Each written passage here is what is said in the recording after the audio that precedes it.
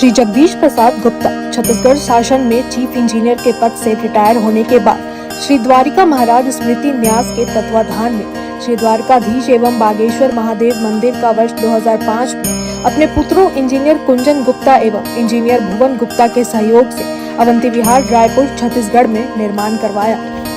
श्रीमद् भागवत कथा, राम कथा, गीता तत्व, वेदांत आदि के तात्पर्य को व्यासपीठ से कहने के कारण संतों द्वारा इन्हें आचार्य श्री जगदीश भी कहा जाता है। अपना संपूर्ण जीवन परमात्मा की सेवा में दिया। उन्होंने परमात्मा भगवान श्री द्वारिकाधीश के दिव्य गुणों और कर्मों को लेकर अभी तक 15 ग्रंथ लिखे हैं, जिन ग्रंथों को भारतवर्ष के जगत गुरु और महापुरुष संतों के द्वारा आशीर्वाद प्राप्त हुआ है। उनके ग्रंथ श्री राम कथा अमृत से अनमोल का उद्बोधन आप सुन रहे हैं। उनके इस ग्रंथ में 7 विचार हैं। उसमें से पंचम विचार हनुमंत चरित्र का उद्बोधन सुन रहे हैं आप। हरि ओम।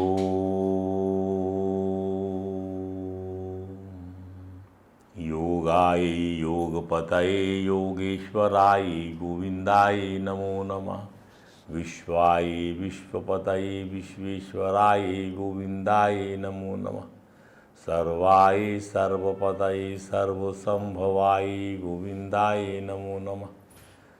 सच्चिदानंद रूपाय विश्वोत्पत्ति आदि हेतवे तापत्रय विनाशाय श्री कृष्णाय वयं नुमः। रामाय रामचंद्राय रामभद्राय वेदसे रघुनाथाय नाथाय सीताया पतये नमः। रामं रामानुजं सीतां भरतं भरतानुजं सुग्रीवं वायुसूनं प्रणमामि मुहुः।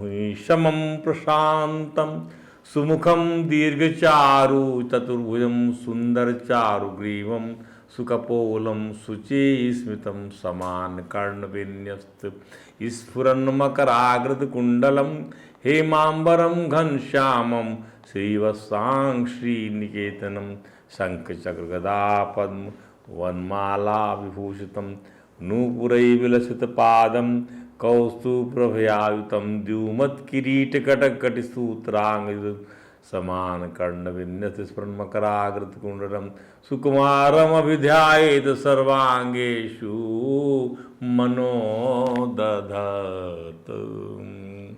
आँखें बंद करूं या खोलूं मुझको दर्शन दे देना।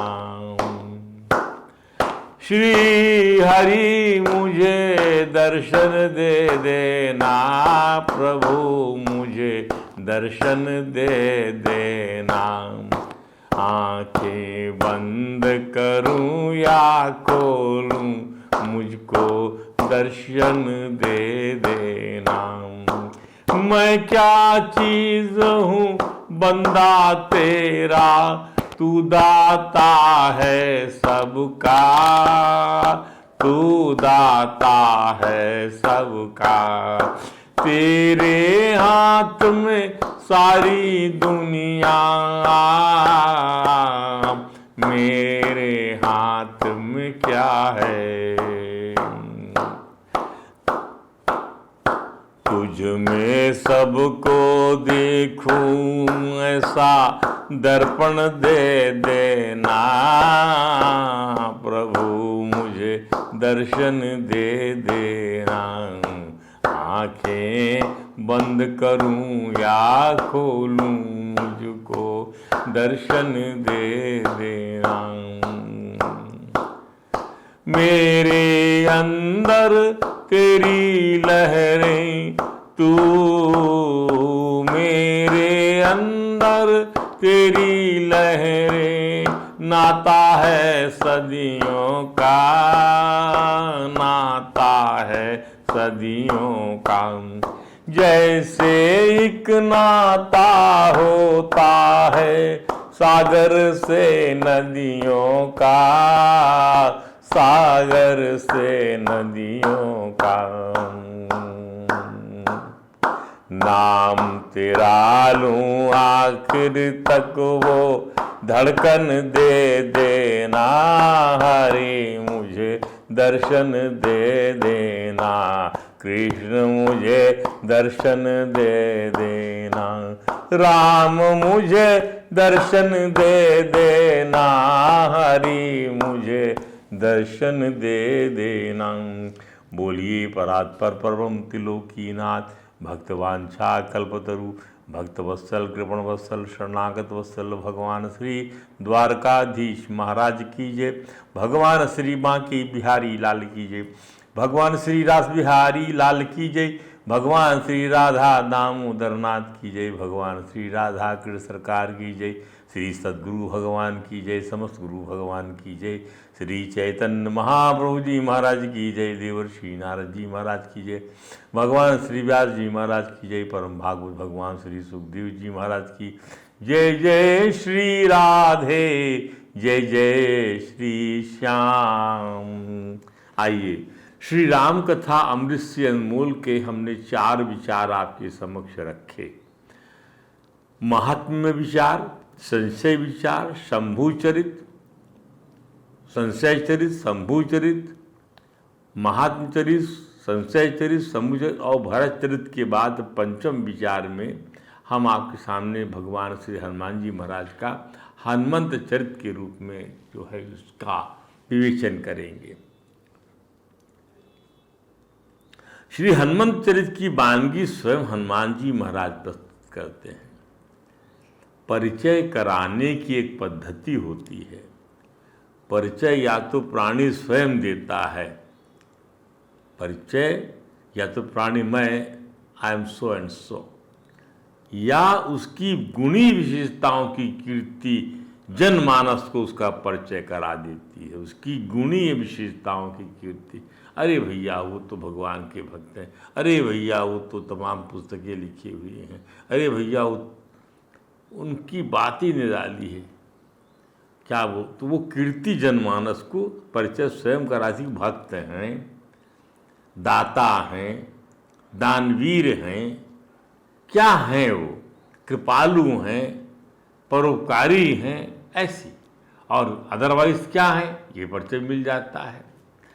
तो परंतु जो दिव्य चरित होते हैं उसका एक लौकिक परिचय तो होता ही है, अलौकिक परिचय अद्भुत होता है।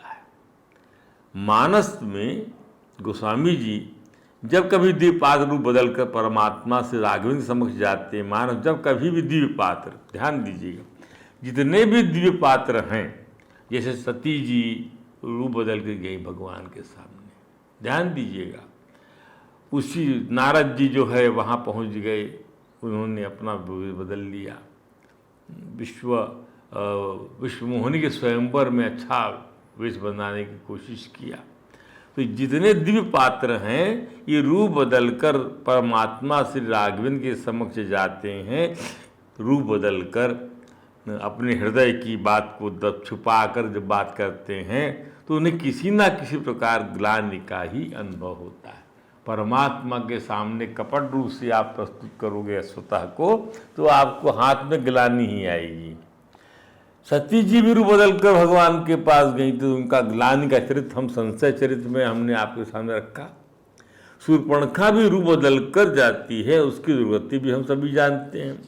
हनुमान जी महाराज भी रूप बदल कर ही तो श्री रामचरित में प्रवेश करते हैं और उन्हें भी ग्लानि का अनुभव, अपना बानर का वेश जो है वह तिरोहित कर लेते हैं और एक अच्छे ब्राह्मण का वेश बना लेते हैं, पूजा पाठी ब्राह्मण का, पुरोहित का। हनुमान जी महाराज अपने निर्वासित महाराज सुग्रीव जो अपने बड़े भ्राता महाराज बाली के भय से ऋषिमुख पर्वत पर वास करते हैं की आज्ञा से भगवान राघवेंद्र से उनके परिचय और प्रयोजन को जानने के उद्देश्य से तपस्वी बनकर उनके पास पहुंचकर पूछते हैं। देखिए राम कथा इतनी प्रसिद्ध है, जन जन इसको जानता है कि सुग्रीव बानरराज सुग्रीव जो है अपने भाई के द्वारा निष्कासित हैं। वह ऋषिमुख पर्वत पर रहते हैं जहाँ बाली जो है शाप बस आ नहीं सकता, ध्यान दीजिए।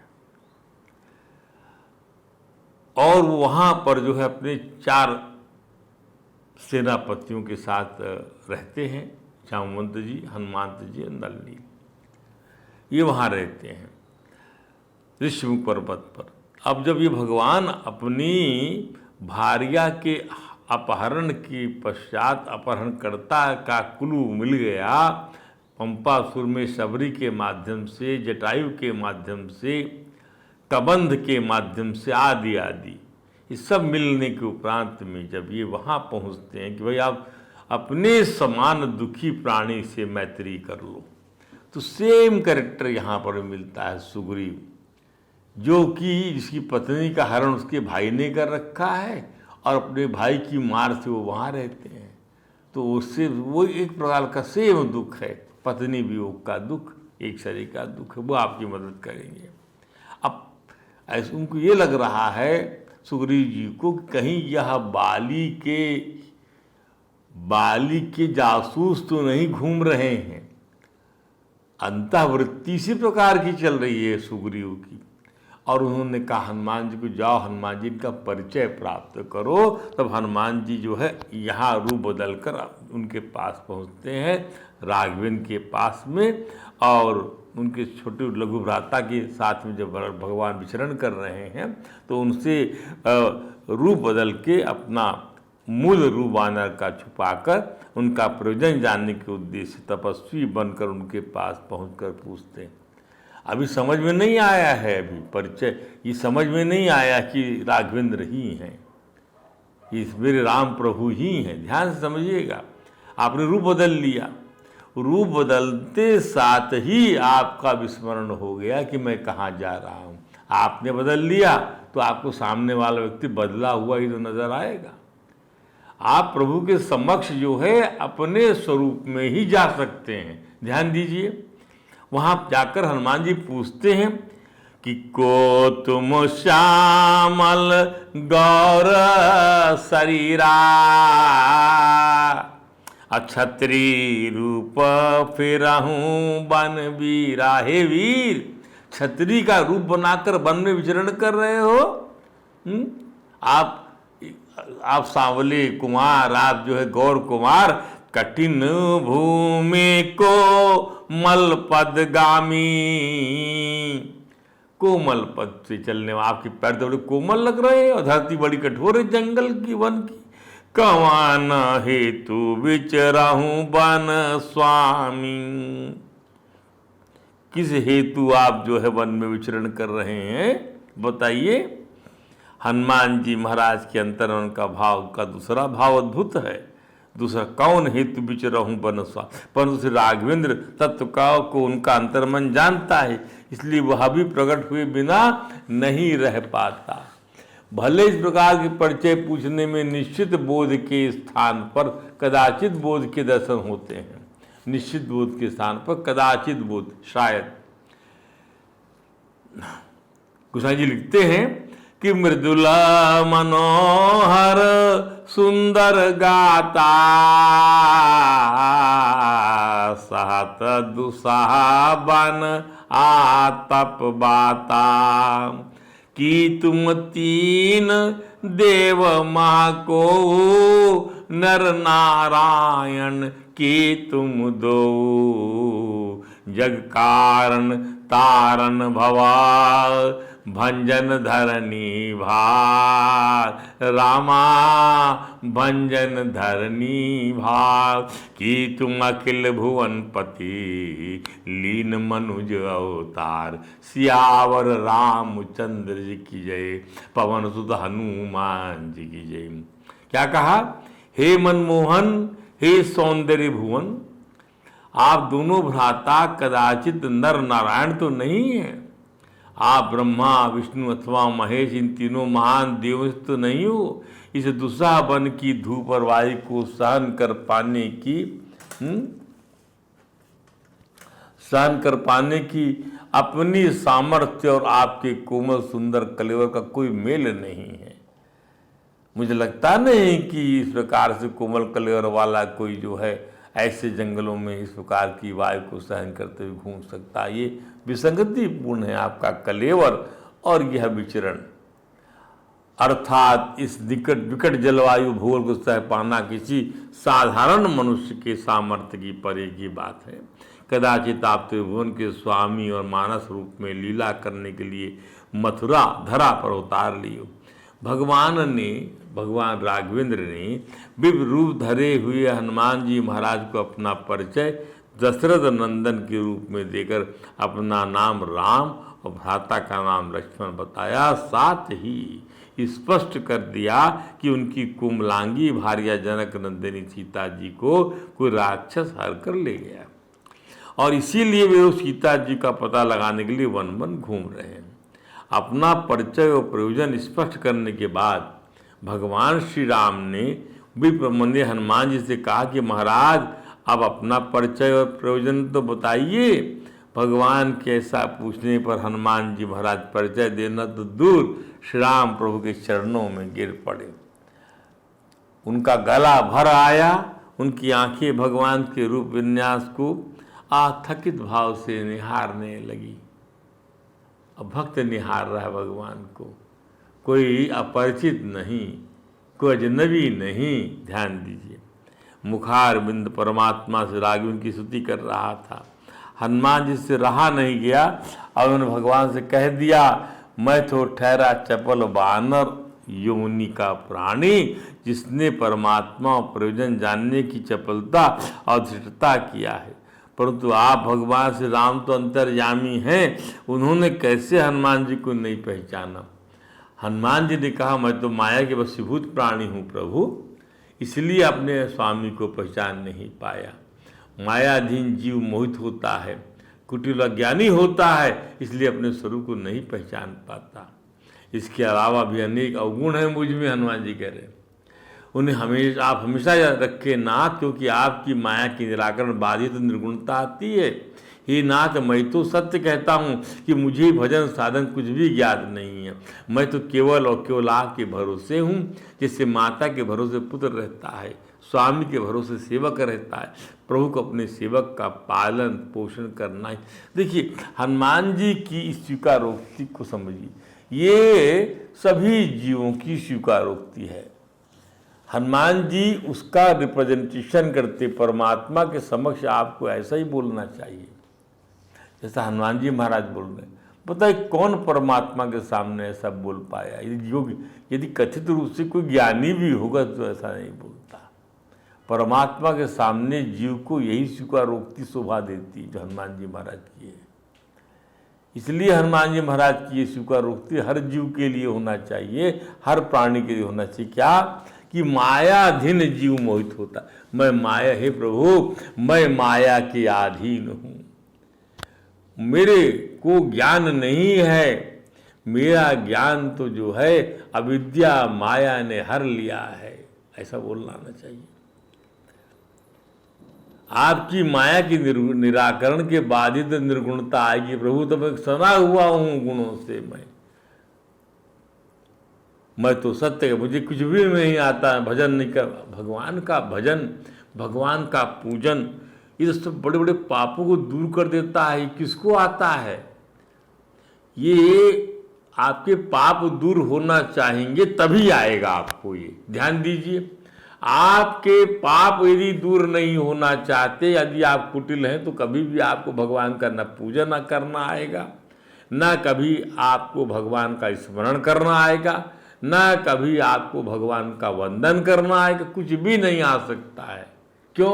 आप चाहते नहीं हैं, आपका अंतःकरण शुद्ध ही नहीं होना चाहता। प्रकृति का इस कदर जो है प्रभाव है आपके ऊपर में, इसका अर्थ ये है। ध्यान दीजिए, दास भाव ही हनुमंत चरित का सार है। दास भाव, चैतन्य महाप्रभु ने कहा, जीवेर कृष्ण से नित्य दास। जीवेर, जीव कृष्ण का नित्य दास है। संत मत में दास को अत्यधिक महत्व प्राप्त है। सारे संत इसी प्रकार की सेवा करते हैं भगवान की। उसका भी एक विशेष रहस्य दास पन्ने में, इसलिए आप नाम से होंगे रामदास, सुंदर दास। इसका वर्णन संत ने इस प्रकार किया है कि पवन जिस रावण के यहाँ भयभीत होकर झाड़ू लगाता है, वहां भी पवन पुत्र हनुमान रावण के महलों को निशंक होकर तोड़ रहे हैं। यह शक्ति हनुमान जी महाराज में दास भाव होने से प्राप्त हो गई। दासा तो दासातन सबसे बड़ो, समझ लावे ओट। पिता बुहारे घर आंगनो, सुत ढहावे सब कोट। पिता बुहारे घर आंगनो, पवन देव वहाँ पर जो है उल्टे लटके हुए हैं, और जो दास बना हुआ पवन है, पवन सुत, ध्यान दीजिए, वो जो है लंका को ढहा रहा है। इसी कारण दीक्षा लेते समय संत नाम के अंत में दास पद लगाकर शिष्य बनाते हैं। संसार के सभी जीव प्रभु के से स्वयं को छिपाते हैं और इसीलिए दुखी रहते हैं। छिपाने का तात्पर्य है कि संसार के सभी जीव प्रभु से स्वयं को छिपा, प्रभु से क्या छिपाना, क्या हमको पता है, क्या हम जानते हैं, क्या हमारे पास पूंजी पदार्थ में, बुद्धि में, ये सब प्रकृतिगत वस्तुएं हैं। अब परमात्मा प्रकृतिगत वस्तुओं से तो बस में होता नहीं, ध्यान दीजिए। संसार के सभी जीव प्रभु से स्वयं छिपाते हैं, इसीलिए दुखी रहते। छिपाने का तात्पर्य है कि क्या, भगवान कपिल ने वहा भागवत में किया,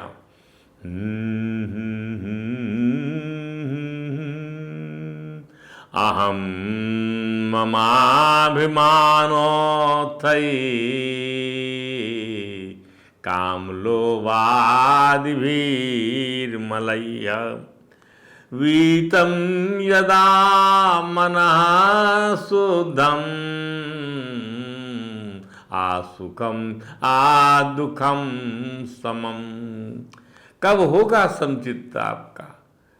यहाँ पर समचित्त ही जब हो जाता है तो वहाँ पर केवल कोई विपर्य ही जब नहीं रहेगा। समचित्त का अर्थ क्या है? किसी चीज़ का विपर्य वहाँ नहीं है, केवल आनंदानुभूति हो रही है, केवल निर्दोषता का अनुभव हो रहा है, केवल निर्गुणता का अनुभव हो रहा है, निर्विशेषता का अनुभव हो रहा है। और अब कब होगा ये? अहम मम अभिमानोत्थय, मैं और मेरे के अभिमान के उत्थान के फलस्वरूप काम लोभ आदि मल जम जाते हैं अंतःकरण में। तब इन मलों से, इनका स्रोत क्या है? मैं और मेरा, मैं और मेरा करने के फलस्वरूप काम और लोभ रूपी मल जो है वो जन्म लेता है। और वो काम और लोभ रूपी मल आदि, काम क्रोध मद लोभ मत्सर आदि, वो जम जाता अंतःकरण के अंदर में। वो जब मैल निकल जाए, वीतम यदा मनः शुद्धम,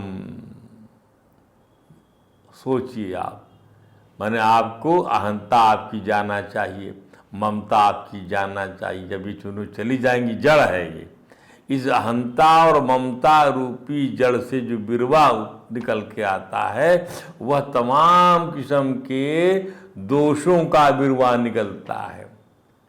वो दोषों का बिरवा, उसका समूल उन्मूलन होना चाहिए, तब जाकर आप जो है विशुद्ध तत्व में ही प्रवेश कर पाएंगे। ध्यान दीजिए, मन शुद्ध है, इसका तात्पर्य क्या है? वह शुद्ध आत्म तत्व का अनुभव नहीं कर पा रहा है। आपका मन अशुद्ध है, इसलिए आप शुद्ध आत्म तत्व का अनुभव नहीं कर सकते। मन की अशुद्धि के कारण आत्म तत्व प्रकाशित नहीं हो पा रहा है। मन की अशुद्धि के कारण आत्म तत्व प्रकाशित नहीं हो पा रहा है। इसको नोट कर लीजिए, मन अशुद्ध है, मन में गंदगी है, तो आपके मन की ऐसी अवस्था के फलस्वरूप आपका आत्म तत्व जो है वो प्रकाशित नहीं हो पा रहा। सूर्य ढका हुआ रहा है बादलों से, जबकि बादल ढक नहीं सकते, बादल बनता ही सूर्य से है और उसको ढक लेता है। काई बनती ही पानी से है और उसको मूंद लेती है। ध्यान दीजिए, वैसे ही ये मन का जो मैल है वो ढक लेता है आपके आत्म प्रकाश को। अशुद्धि के कारण स्वयं छिपा हुआ, स्वयं अशुद्धि के कारण आत्मा छिपा हुआ, जीवात्मा छिपा हुआ है। इस छिपाव रूपी अशुद्धि के कारण परमात्मा का अनुभव नहीं हो पा रहा। इस छिपाव रूपी अशुद्धि के कारण मैं और मेरे के अभिमान से परमात्मा तत्व छिप जाता है। मैं और मेरे अभिमान से परमात्मा तत्व छिप जाता, मैं और मेरे परमात्म तत्व छिप जाता है। मैं और मेरे का अभिमान क्या है? ये प्रकृति की अहमन्यता है। इसकी वजह से आपका परमात्मा छुप जाता है, जबकि परमात्मा की अहमन्यता होनी चाहिए। काम, क्रोध, लोभ, भय, मोह, मत्सर आदि मलिनताओं में ही परमात्मा छिप जाता है, ज्ञान छिप जाता है, ज्ञान आवृत्त हो जाता है। प्रभु का दर्शन ही इसे शुद्ध कर सकता है और चित्त समता रूपी श्री राघवेंद्र का अनुभव कर पाता है, तब कर पाता है। एक बात और क्या, यही अब जनाभ चरणै क्षणयोर्भक्त्या, यही अब जनाभ चरणै क्षणयोर्भक्त्या, भगवान के चरण की ऐषणा से की जाने वाली भक्ति। यही अब जनाभ चरणै क्षणयोर्भक्त्या, चेतो मलानी विद्वेद गुण कर्म जानी। गुण, ये जो है विषयों का गुण, उसकी आसक्ति जमी हुई है। चित्त मल, चित्त उस आसक्ति रूपी मल से चित्त आपका ढका हुआ है। लेकिन यदि भगवान के चरणों को प्राप्त करने की इच्छा से भक्ति की जाएगी तो ये चित्त का जो मल है विधिवेद, ये जो है चला जाएगा। ये गुणों से, गुण और कर्मजन्य जो ये जो चित्त का मल है, ये चला जाता है। इसको ये काट देती है भक्ति। यही अब्जनाभ, अब्जनाभ माने जिसकी नाभि से जो है कमल निकलता है। यही अब्जनाभ चरणै क्षणयोर्भक्त्या, चेतो मलानि, चित्त के तमाम मल, एक नहीं दो नहीं, कहा ना एक बार, मल विक्षेप आवरण युद्ध कुछ भी कह लीजिए। चेतो मलानि विधिमेद गुण कर्म जानी, गुणों और कर्मों की आसक्ति के फलस्वरूप जो चित्त में मलों का जो है अंबार लगा हुआ है, जो आपको भगवान के दर्शन, तो पर यदि आप उसको कांटे से कांटा निकलता है, भगवान की भक्ति करने से वो मल कट जाता है। तस्मिन् विशुद्ध उपलभ्यत आत्म तत्वम, साक्षात यथा अमल दृशो सवित्री प्रकाशः। तस्मिन् उपलभ्यता साक्षात आत्मतत्वम्, सा यथा मलदृशो, तस्मिन् उपलभ्यता आत्मतत्वम्, साक्षात् यथा मलदृशो सवित्री प्रकाश। सविता का प्रकाश, सूर्य का प्रकाश कब देख पाती आंखें? जब आंखों में मल रहता है, आंखों में दोष रहता है, आंखें दूषित रहती हैं, तब नहीं देख पाती। उसी प्रकार से जब चित्त में मल रहता है तब वो भी आत्मा का साक्षात्कार नहीं कर पाता, परमात्मा तत्व का दर्शन नहीं कर पाता। ध्यान दीजिए। लेकिन भगवान के चरणों की गई, रघुनंदन के चरणों की गई प्रीति ये सब कुछ दूर कर देती है। हरे राम